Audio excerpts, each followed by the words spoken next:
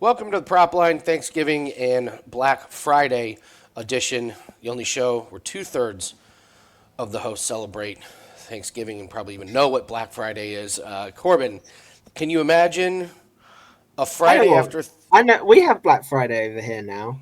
Is it as a nightmare? It's not as chaos as like I. It's there's always not fun. viral videos. Back in There's not back in death. back in school, we used to load up like the news page for Black Friday during like IT, and used to just sit there and it's like woman like attacks four for like Okay, so he gets it. 40-inch He TV gets that's it. 60% off. Yeah, So you're in the holiday spirit. Okay, it's so always an entertaining watch. I did it once just to say I've done it, and I've had better ideas in my life. We'll just What leave it. what we'll just what item did you come away with? What did you manage to get? Oh, I got a lot of gifts, but when I say a lot of gifts, it took me like 12 hours to get like six of them. Like it was like I'm glad I did it, but it was like going to the Ryder Cup bucket list. Glad I did it. Couldn't pay me to do it again. So so all right. Well, let's get into it. So guys, here's what we're gonna do. We're gonna break down the Thursday and the Friday game. We do not have enough props out officially for the Sunday game, so we'll have to do that in a separate video. So we're just going to concentrate on these games. We do have best bets that are up. We'll tell you about those, so that way we can get cashing on Thanksgiving. I'm just telling you guys, cashing on props on Thanksgiving just hits just a little bit different. There's something pretty cool when you hit a prop on Thanksgiving and you're like, you know what? I'm going to go celebrate by getting another sandwich. All right. Jim knows what I'm talking about. Just stuff your And face. if you lose, you go get another sandwich. go get so another that's the best part.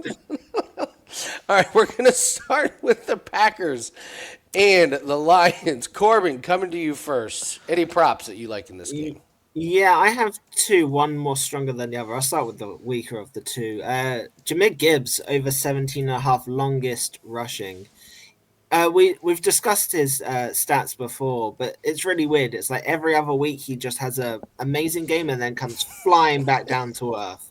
I picked his longest because I feel like that's one he can get even if they have struggle that week. I've mentioned I think the Packers' rush defense is falling backwards basically, and they only gave up I think it was 93 yards at the weekend. But the things I saw, they still the rush defense is slowly reverting back to how it was. So I quite like Jameer Gibbs at home with the speed he has to get a long run. Sorry here. My only other play Real quick, is Corbin, I don't mean to interrupt, but just to harp on your point, look at his just rushing yards the last 6 weeks. yeah. Like, explain this 65, 136, 25, 142, 39, 219. It's baffling. It doesn't make any sense. So good luck figuring this one out. All right, what's your next prop? Exactly.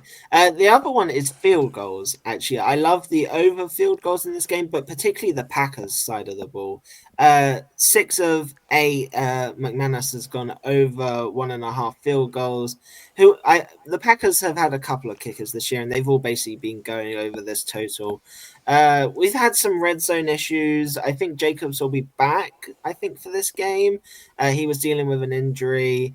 Love, we mentioned it. He's been a bit flustered. I'm not the biggest Love supporter. I think we're going to have some red zone issues and kick a couple of field goals. So that's where I'm looking.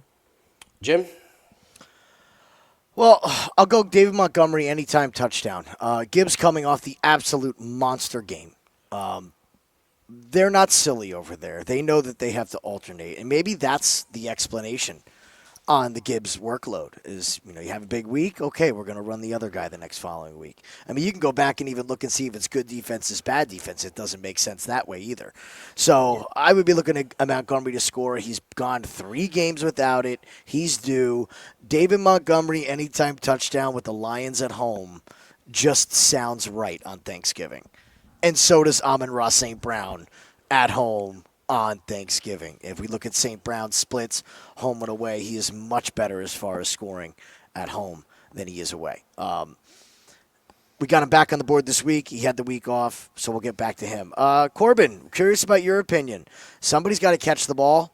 This Lions defense got eaten up by Jameis Winston.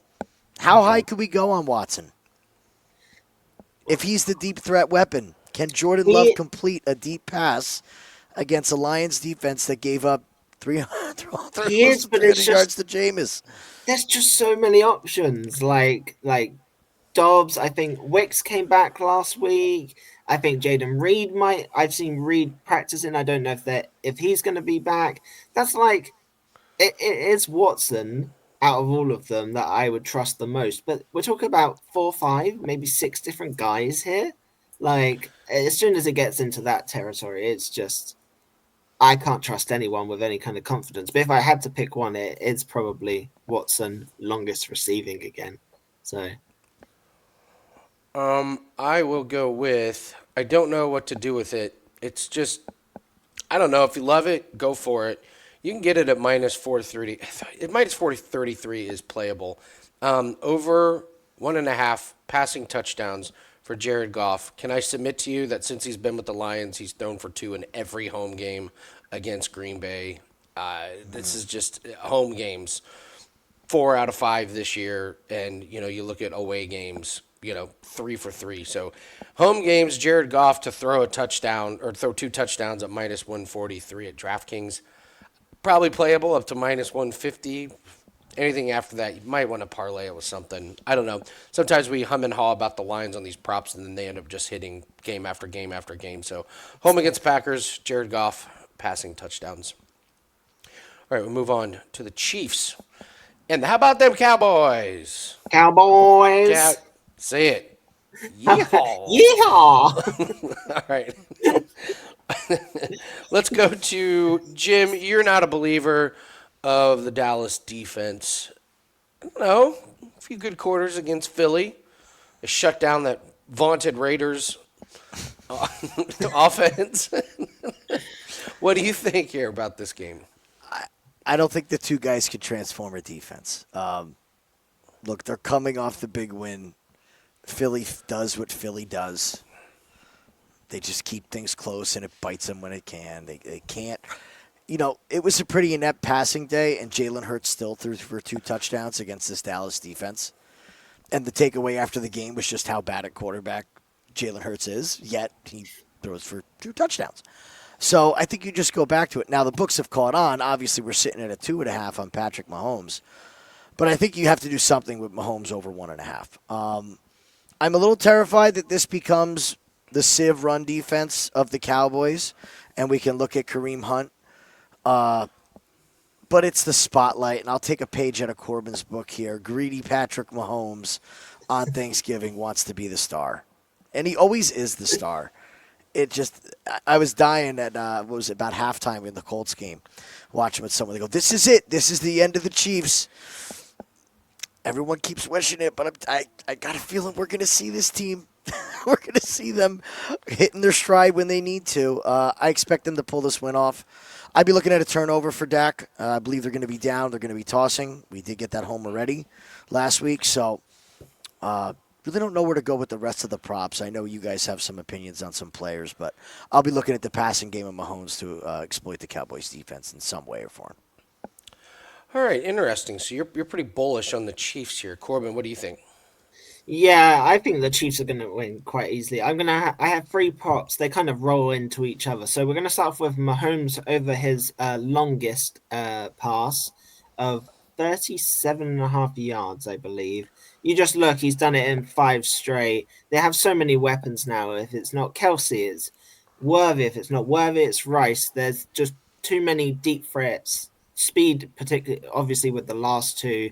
The Cowboys' pass defense is the 4th worst. It's just awful.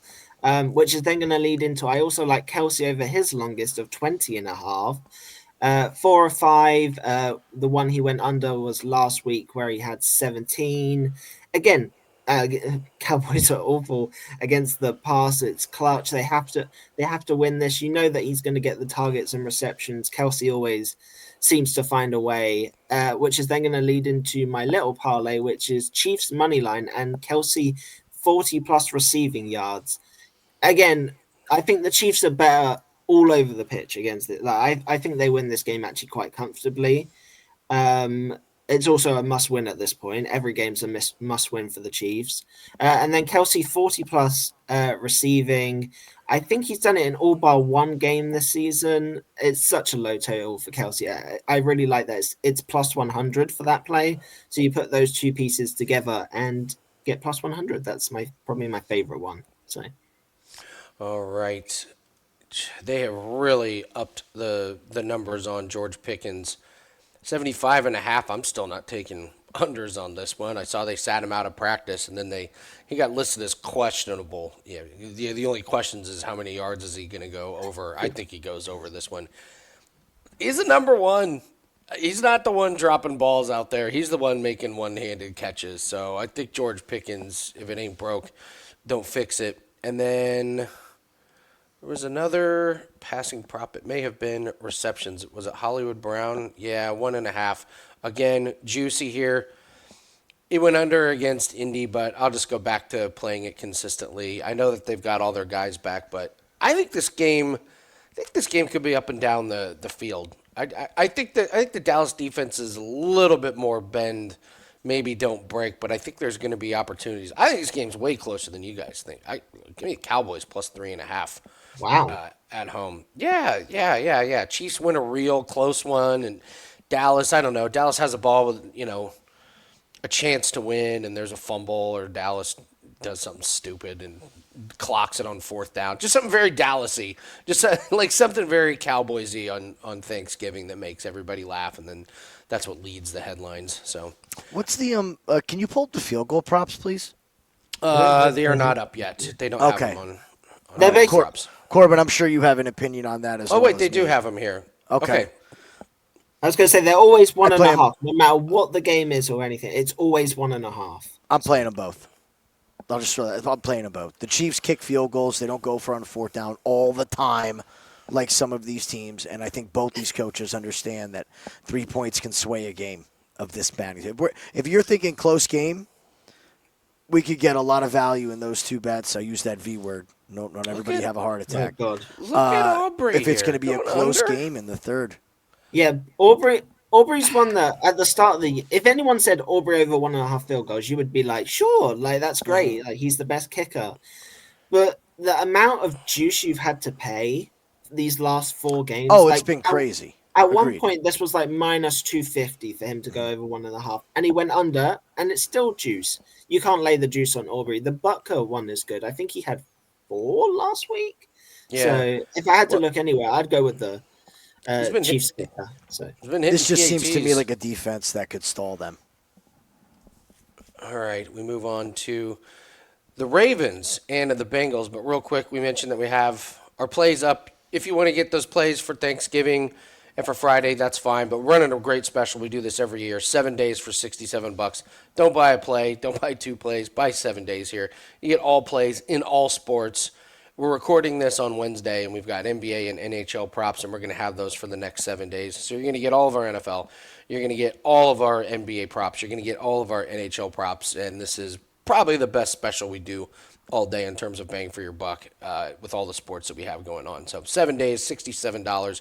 Hit them up at wagertalk.com. Go to the specials page, or you can get there faster to our page, wt.buzz/AL. Lock in these plays. Let's cash on Thanksgiving. All right, interesting game here. We got Joe Burrow coming back. And I can make the case that Joe Burrow is the healthiest quarterback in this game, which is just absolutely wild. So, Corbin, coming to you first. Where do you want to start? well, we all know where Corbin's going when there's an injury involved. A player coming back from injury is like money to my ears. I don't care who it is. I don't care where they are, what sport. I'm playing their overs, and I'm doing the same with Joe Burrow here. He went under his passing yards in the 2 games that he played this season. If you pull up the last 10 games, he ended the season with 9 straight over this total, I'm pretty sure. Same with the completions, 24.5 completions. They kind of go hand in hand together. Not so good to start the year, but you look previous head-to-heads, you look last year, it all kind of tallies up really well. Again, this line is too low. You look at the quarterbacks that have played the Ravens, and it's like Tyrod Taylor had 222, McCarthy 248, Tua 261, Caleb Williams 285, Last two head-to-heads over, I love this play. I love Joe Burrow to go over. And if I think he's going to make a lot of passing, there's one prop that I'm very confused about. It's Noah Fan. Over 1.5 receptions. I played his yards last week, and I think he only had one reception for like 10, 11 yards or something. So he's gone under twice this whole year, which was against the Lions and obviously last week against the Patriots. But he had 4 in the opener with Burrow. So the whole Burrow coming back, he's not going to have the same production. I don't agree with that in the slightest. I don't understand why this isn't 2.5. So yeah, I really like the over 1.5 or the receiving on this play as well. It's basically the same. So. Jim? Love the 1.5 receptions. I wish somebody could explain to me why all of a sudden Mike Gesicki was the focal point of the entire offense last week. That's what was so weird, ridiculous. 4 catches, 35 yards from Gesicki. Okay, out of nowhere. What has Gesicki done the rest of this season? He hasn't. Nothing. He just hasn't. I didn't even know he was on the team. So if we think he's not going to have the same production, Andy, if you could just pull that back up. So he only just went over with 4 receptions. And now we can take an under when he's flown underneath this every other game. Like, I don't know what the deal was with it. I mean, he came back from an injury, but it still doesn't make any sense why it's Mike Gesicki's time to eat. It's our time to eat. It's Thanksgiving. Not Mike Gesicki's time. So. Well, bottom line for me is that this Joe Burrow or not, this Bengals defense is still absolutely atrocious. I know Keaton Mitchell didn't get any run, but I have to figure that against this defense, a number like 20 at minus 118, boy, is that low. Boy, is that low. We're talking about a draw play on 3rd and 20 that can get you 12 right there. If Lamar's not going to run, they're going to have to be a little creative, and I think they're going to have to give Derrick Henry a breather. The carries are the worry. If we get a 2-carry performance, we're dead. If he gets 6 carries, he flies over this number against the Bengals. We're looking at 40 yards. So we don't know what the game script can be. I don't know if I'm betting it beforehand, but I'll just say this number is one of those that you can look back on after the game and just say, Mike, I can't believe I got him at 18.5 yards rushing against the Bengals. The Bengals we're talking about here. As far as the passing game goes for Baltimore, I have no clue what to make of it with Lamar. I want to play the tight ends against Cincinnati, but we don't know which one it's going to be. Mark Andrews dropping passes. Isaiah Likely, very, very, very small role in the offense last week, but somebody has to catch the ball here, so who's going to step up? I believe Andrews had, 1 reception? So they very well could on Thanksgiving, if he gets 3 receptions, he sets, I believe, the Bengals, help me out here, Ravens record. Yeah, the Ravens. So we're looking at record. 3 receptions here to get there. So, of course, they're going to line it at 3.5. If you feel like he goes over and they're going to want to do this on Thanksgiving, that's where you go with the receptions over. I don't know what to make of Mark. I mean, look at these receiving totals. It's just under. You can't look at that graph and go, I'm going to play an over. I agree. I agree completely. I will go back to one of my biggest regrets from last week, and that's not playing the Lamar Jackson under his rushing. He comes back against Miami, and he only has 14. He's not rushing. Goes over against Minnesota and hurts himself again. And now he's got another injury. So he's got like 2 leg injuries and now a big toe injury. And this just screams I'm not going to rush. So 25.5 just seems like a lot for a quarterback that absolutely does not want to run. I'm just wondering if the books are telling us a story with this Keaton Mitchell and Derrick Henry thing. Derrick Henry only 64 yards, but they have 90.5. Some books have already popped up to 92.5. Could this be just the ton of Derrick Henry? So I would look at his rush attempts as opposed to his yards. They got to have these wins. Like they're in, well, they may not be because Pittsburgh is just free falling. And, Pittsburgh still, my favorite part about Pittsburgh is how they keep bringing back Mason Rudolph and thinking he's the answer. And then it turns out he's never the answer. And then I just think This is a week where you could really run Derrick Henry hard because he's got extra rest going into next week. So if you're going to use your hammer, this would be the week to do it. I know he had 21 carries last week, but he didn't have a bunch of yards. I think this is a rushing game for Derrick Henry. The fact that the books are putting out 90, it just What's kind his of touchdown price? minus 200. Oh, I know. yeah. It's scary because he's got to get it from like 5 yards out. He doesn't. You He just can't. you know he's going to get one. You know he's going to score a touchdown, and that's why. That's why Probably. you said it earlier. We sit here and we say minus 200, and it's like yucky, but it is probably just going to hit. So It's at which point, juice doesn't mean anything when you win. Well, So it's yucky when it's 1st and 1 and they hand it to him, and then it's 1st and goal from the 4 because he got tackled for a loss of 3. So I don't know. All right, we move on to the Black Friday game. If you guys could please hit the like button, leave us a comment, tell us what your favorite prop. Tell us if you agree, disagree with any props that you've heard on the show. We got the Bears traveling to Philly. Philly crowd always in a festive mood. Corbin, Corbin, coming to you.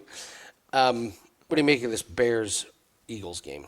well, I still know one thing that the Bears still suck, and nothing ever changes. Wow. Yeah. I hate the Chicago Bears. They're awful. We're going to start with Jalen Hurts not to throw an interception. I mentioned last week how we got to keep playing it, and it hit again, and that's where the juice doesn't matter because if Yeah. it just keeps hitting, um, I always like parlaying anything over kind of minus 160. I always find a piece to put it with. I don't like actually laying the juice. So you look, he's had one all year. The Bears are not a great team, but then you look, and the Bears have had 16 interceptions. They actually lead the league in interceptions. Not sure if that means much in this game because it all kind of comes down to how much Hurts throws the ball. Again, he just doesn't throw the ball a ton, which just means that he doesn't get that many interceptions. It's kind of how you think they're going to attack or the scoreline against the Bears. We'll then go for my second favorite prop, which is Adunze over 20.5 longest reception. Eagles are middle of the pack versus the run and the pass, so it doesn't really lean either way for me in that regards. Uh, 8 of his last 10, he's gone over. And you just look at who the Eagles have played and what their wide receivers did. I'm not going to read all these names because there's a hell of a lot. Pickens, Turpin, Lamb, all way over last week, all for Dallas. Week before, St. Brown and Williams both had huge games. Watson for the Packers, Robinson the week before, Justin Jefferson, Addison, Naylor, all way over these totals of just 20.5. Ajunze's their only real kind of deep threat on this team. I think 20.5 is way too low. I think he could have 25, even 30 longest reception. So, yeah, I really like that play. All right, Corbin. Let's do a completely uncorrelated parlay. Adunze over his longest. Caleb under his longest. We got basically a 15 middle window here. I have to work out what that price is on that whilst you Okay, talk all about right. it. So I'll go through, but yeah, he's gone under 3 straight games. Now he's going into Philly. It's a long, long pass. All right, I will go to the rushing yards, and it's not happening for Saquon Barkley. It's just not. I think it's under 76.5. Are the Bears good at stopping the run? Absolutely not. Dallas wasn't supposed to be that good, and they got him for 22. He looks slow. There's just no explosion. The offense, it's like they try to be geared around him, and it's just not happening. So I will take Saquon under 76.5. I will also go to DeAndre Swift over his passing. He's gone he's gone over in 7 out of his last 8 games. You can do this number at 12.5 with 1 catch, just like you did last week. And it's just a weird scenario with Swift fumbles on the ball, and then Monongai gets most of the carries. They're not benching DeAndre Swift. They need him. They use both of these running backs, so they're not just casting one out. You got to keep his confidence. But what if Monongai gets some more carries and DeAndre Swift moves into the third down role? This is an Eagles team that gives up, third most receiving yards to running backs. So DeAndre Swift, I think, could be a sneaky play out of the backfield. And then there's something about Caleb Williams in this over 1.5 touchdowns. It's not like he does it a lot, but you can play this at 2-1. If they're playing from behind and they can't get this running game going with Swift and Monongai, I know Philly's got a really good pass defense, but 2-1 just, I don't know, it feels like a really, really good price on Caleb Williams. I know he's only done it 4 times, but I don't know. That's more of a gut feeling than anything. I was just looking at that going, that plus money price sounds pretty juicy. Did you find that? Is that parlay possible? No, it wouldn't let you parlay it together. Because they know. You know why? Because they know. Right in the middle is where it's going to Right in the middle. It's no, thank you. Jim, do you like anything in this game? I'm going to stick with Saquon Barkley with you. I'm going to play it a different way, though. I'm going to go Barkley over 20.5 receiving yards. Everything that you said rings true, and it looks like it's just not working. However, they have to get him the ball in this offense. And I would say a much more efficient way of doing it, which they did last week, was get him involved in the passing game. Also, the Steelers went over this number against the Bears. The Giants soared over this number with Singletary against the Bears. So this 20.5 is a very low number. A couple plays. If we're looking at 3 receptions to Barkley, I could see it getting there. I'm not going to buy into Jalen Hurts being this comfortable quarterback because he threw 2 touchdowns last week. It's just a clunky offense. And you see, if it's not there, like Corbin said, he's not going to throw it up for an interception. He's going to look for the check down. He's going to look for the dump off. And that's Barkley. So I only need one bet in this game to make money. That's the 20.5 for Barkley. That's it. Biggest thing, public service announcement, do not have 9 million different bets on these games while you've been drinking and eating all day. Take your profits and get out of the holiday. Take your money and run. One play, we're out. I'm not kidding, Corbin, when I say this is the hardest, besides the Super Bowl maybe, this is the hardest day to prevent yourself from live betting. There are only 3 games, and yet when you're at Thanksgiving, pulling out you can just be at the day and be like, how did I have 30 bets today? And it's just like, mashed potatoes taste good. I'll fire one on Jamar Chase. Okay, like, Uncle's telling a boring story. Let's go now. Ooh, Burrow, pass. Like, I'm serious, man. Be careful, guy. That is Jim's best public service announcement. Be careful. It is way too easy to pull out your phone and start firing off bets, and at the end of the day, you're like, 3 games. How did I have 30 bets? My favorite is we're out of wine. We're out of wine, but we have whiskey. So the bets really get going once you just go from wine to whiskey. That always works great. Yeah, I put my bets in, and that's it. There's just lock yourself out of your account. Yeah, it really is the truth. So, however, if you want to join us on bets that we made sober before that are properly researched and not going off of your gut feeling at 3:00 in the afternoon. Join us, but really get the 7-day special, $67. Lock it in now. Start getting those plays ASAP. For us, we have a Formula One race with a sprint race involved, so that's always good. And our NFL props, we also have NBA, NHL, all the good stuff that we normally have. So thanks very much for watching. Safe travels. Happy holidays. Happy Thanksgiving. Enjoy yourself. Be responsible with your bankroll.